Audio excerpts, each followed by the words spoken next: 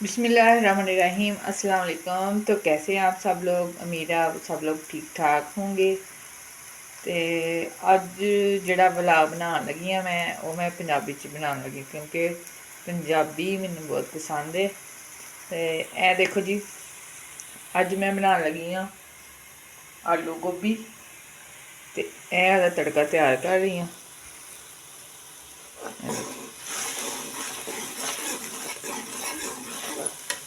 ਹੁਣ ਇਹਦੇ ਵਿੱਚ ਸਾਰੇ ਜੇ ਲੂਣ ਮਿਰਚ ਮਸਾਲੇ ਵਗੈਰਾ ਉਹ ਸੁੱਟ ਦਿੰਨੇ ਆ।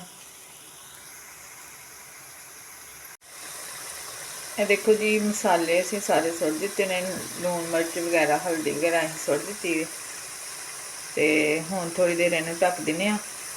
ਤੇ ਢੱਕਣ ਤੋਂ ਬਾਅਦ ਥੋੜੀ ਦੇਰ ਬਾਅਦ ਅਸੀਂ ਨਾ ਇਹਦੇ ਵਿੱਚ ਆਲੂ ਗੋਭੀ ਦਾ ਜਿਹੜੀ ਕੱਟੀ ਹੈ ਉਹ ਪਾਵਾਂਗੇ। ਇਹ ਦੇਖੋ ਜੀ, ਮਸਾਲਾ ਹੁਣ ਬਿਲਕੁਲ ਰੈਡੀ ਹੋ ਗਿਆ ਤੇ ਹੁਣ ਅਸੀਂ ਇਹਦੇ ਵਿੱਚ ਗੋਭੀ ਸੁੱਟਨੇ ਆ।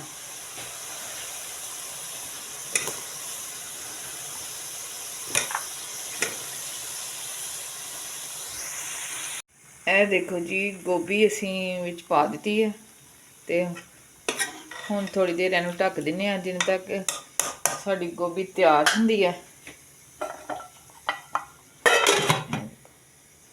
ਤੇ ਉਨੀ ਦੇਰ ਇਹ ਦੇਖੋ ਜੀ, ਮੇਰੇ ਸਾਰੇ ਬਰਤਨ ਵੀ ਹਲੇ ਧੋਣੇ ਵਾਲੇ ਨੇ, ਕਿਚਨ ਦਾ ਥੋੜਾ ਸਾਰਾ ਕੰਮ ਕਰਨੇ ਵਾਲਾ ਤੇ ਉਨੀ ਦੇਰ ਅਸੀਂ ਬਾਅਦ ਚ ਨਾ ਜਲਦੀ ਨਾਲ ਇਹ ਵਾਲਾ ਕੰਮ ਕਰ ਲੈਨੇ ਜਿੰਨੇ ਦਿਨ ਸਾਡੀ ਹੰਡੀ ਤਿਆਰ ਹੋ ਜਾਂਦੀ ਹੈ।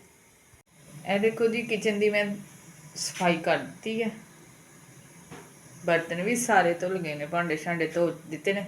ਇਹ ਦੇਖੋ, ਤੇ ਹੁਣ ਅਸੀਂ ਦੇਖਨੇ ਆ ਕਿ ਸਾਡੀ ਹਾਂਡੀ ਕਿੱਥੇ ਤੱਕ ਪੁੱਜੀ ਹੈ।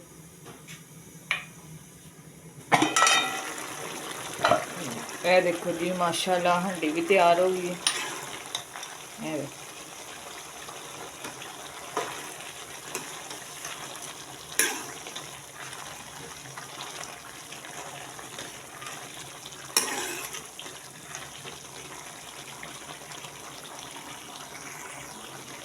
ਇਹ देखो जी, थोड़ा जिन्ना होर टाइम लगेगा तो बिल्कुल तैयार हो जाएगी।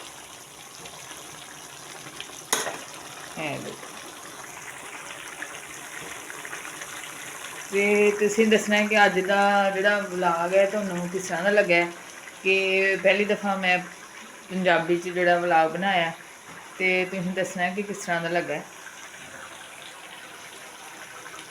ਤੇ ਅਗਰ ਅੱਛਾ ਲੱਗਿਆ ਹੋਵੇ ਤੇ ਲਾਈਕ ਸ਼ੇਅਰ ਸਬਸਕ੍ਰਾਈਬ ਜ਼ਰੂਰ ਕਰਿਆ ਜੇ।